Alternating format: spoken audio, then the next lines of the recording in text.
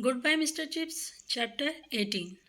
जब वो बेदार हुआ क्योंकि उसे लगा कि वो सो रहा था तो उसने खुद को बिस्तर में पाया और मैरीवेल वहीं पर था।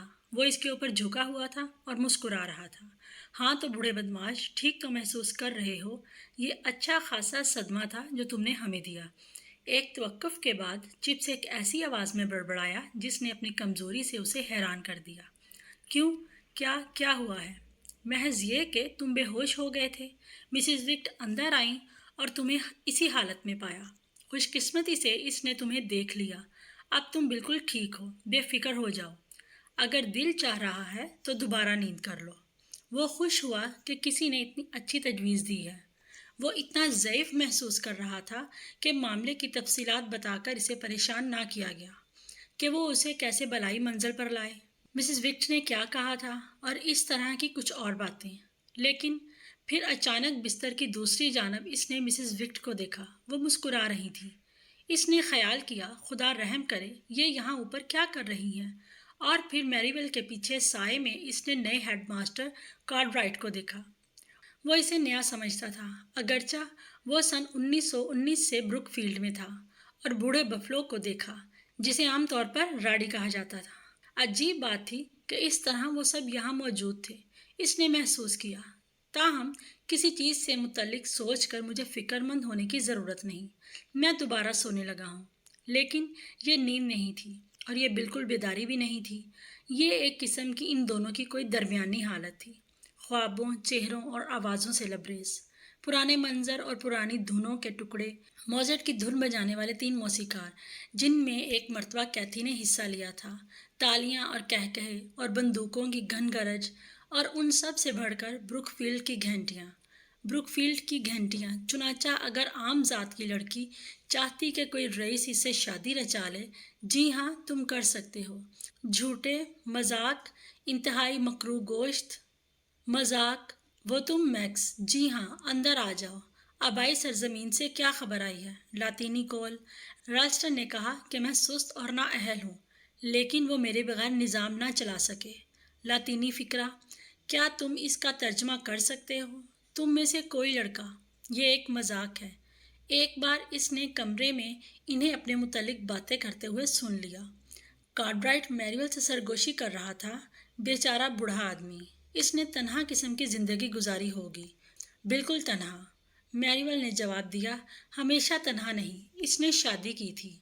ओह, क्या इसने शादी की थी? मुझे इस बात का कभी पता नहीं चला। वो मर गई थी, ये पेश आया था। कोई 30 साल पहले। मुमकिन है कि इससे भी ज़्यादा अरसा पहले की बात हो। अफसोस है, दुख है कि इसके कभी बच्चे नहीं थे।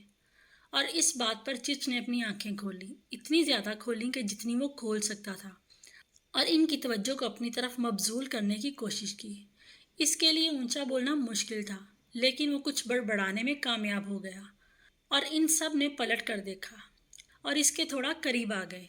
इसने लफ्ज़ बोलने के लिए हौले हौले जद्दोजहद की। आप अभी अभी मेरे मुतालिक क्या कह रहे थे? बूढ़ा बफलो मुस्कुराया और कहा, बिल्कुल कोई बात नहीं की बूढ़े आदमी, बिल्कुल कोई बात नहीं। हम तो सिर्फ ये सोच रहे थे कि तुम कब अपनी सुहानी नींद से बेदार होने वाले हो। लेकिन मैंने तुम्हारी बात सुनी। तुम मेरे मुतालिक बात कर रहे थे। कतई तौर पर कोई संजीदा बात नहीं थी मेरे अजीज़ दोस्त। वाकई मेरा ख्याल है कि मैंने सुना। तुम में से कोई ये कह रहा था कि अफसोस की बात है, दुख की बात है कि मेरे कभी नहीं थे कोई बच्चे।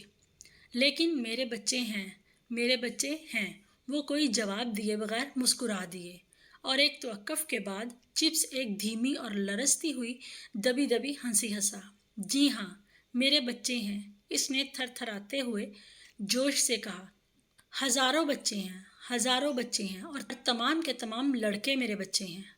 और फिर ताने हतमी धुन की सूरत इसके कानों में बज उठी, इतने शहाना और शीरी अंदाज से जिन्हें चिप्स ने पहले कभी नहीं सुना था, और ज़्यादा राहत बख्श अंदाज से भी।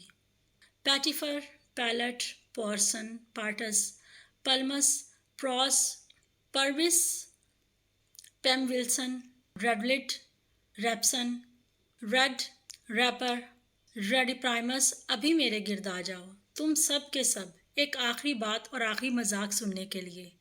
हार्पर, बैजलेट, ہیٹفیلڈ ہیڈرلی، میرا آخری مذاق، کیا تم نے اسے سنا تھا؟ کیا اس نے تمہیں ہنسایا تھا؟ بون، بوسٹن، بوبے، بریڈفورڈ، بریڈلی، برمہال، ایڈرسن، تم جہاں کہیں بھی ہو، تم جو کچھ بھی ہو اور جو کچھ بھی رونما ہو چکا ہے، مجھے اس لمحے کا ساتھ دے دو، یہ آخری لمحہ، میرے بچوں، اور جلد ہی چپس سو گیا۔